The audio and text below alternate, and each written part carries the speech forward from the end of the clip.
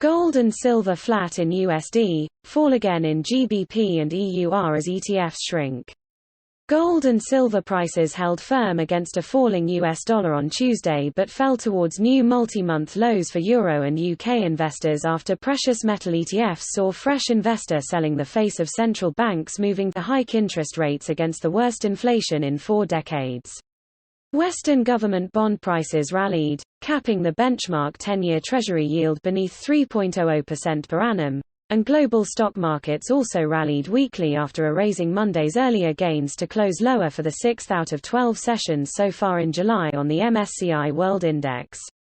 With recession fears growing, we may have to see some signs of peak hawkishness over interest rates kicking in over the coming months for gold to regain some market confidence, Bloomberg quotes one spread betting bookmaker.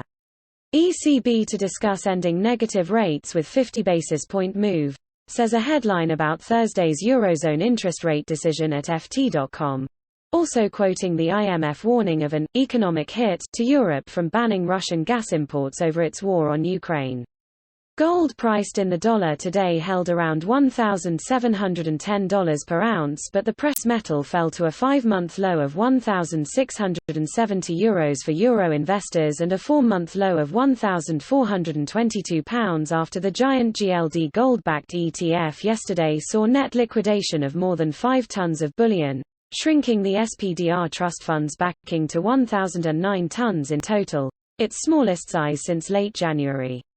Smaller competitor gold ETF the IAU from iShares also shrank yesterday, losing almost 2 tons to a 4-month low of 505 tons in gold bullion backing. Silver ETF the iShares SLV in contrast enjoyed its heaviest net inflows since mid-April on Monday, needing to add an extra 168 tons after investor selling shrank the SLV to its smallest size in 2 years at 15,867 tons last week. Yesterday's rebound still left the SLV silver ETF smaller by almost 24% from its record peak size of start February 2021, when the trust fund swelled by 1/5 in 3 trading days amid the #silver squeeze silver ramp on social media platform Reddit. Speculative betting against silver last week reached a 3-year high net of bullish bets among speculators trading COMEX silver futures and derivatives. Among fabricated physical products in contrast, 2022 is seeing record silver demand, said Philip Newman, managing director of specialist consultancy Metals Focus, on a webinar for the London Bullion Market Association last week. Led by industrial demand amid the post-COVID economic reopening, there's also real strength in the investment bar and coin market, said Newman, concentrated in the US, Germany, India, and Australia, where it's going heavily into individual pension funds, superannuation accounts. Like gold, silver prices today held flat for the week so far in US dollar terms at $18.80 but fell back towards 2-year lows for UK and Euro investors at £15.63 and €18.34 per ounce respectively. Industrial commodities fell further in dollar terms on Tuesday, with U.S. crude oil down near $100 per barrel as copper fell back towards last week's 20-month lows.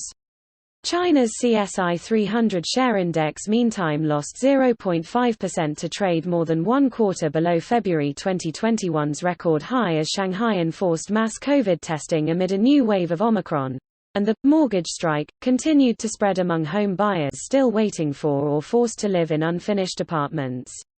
Russia's President Putin, now into the 5th month of his special operation, invading Ukraine, meantime visits fellow pariah state Iran today to discuss Syria with Astana partner Turkey, whose President Erdogan claims to have brokered a safe door for Ukrainian grain to be shipped out of Odessa, the Black Sea port hit again by Russian missiles this morning. 2022's uncertain times mean Apple Inc., the world's most valuable company, is reducing its hiring and cutting some teams according to insiders quoted by Bloomberg. Set to announce its latest quarterly earnings next week, Apple Inc. is also being sued in a class action suit over blocking wallets other than its own software for contactless payments on Apple devices, a monopoly which the complaint alleges costs banks and credit unions $1 billion in excess fees.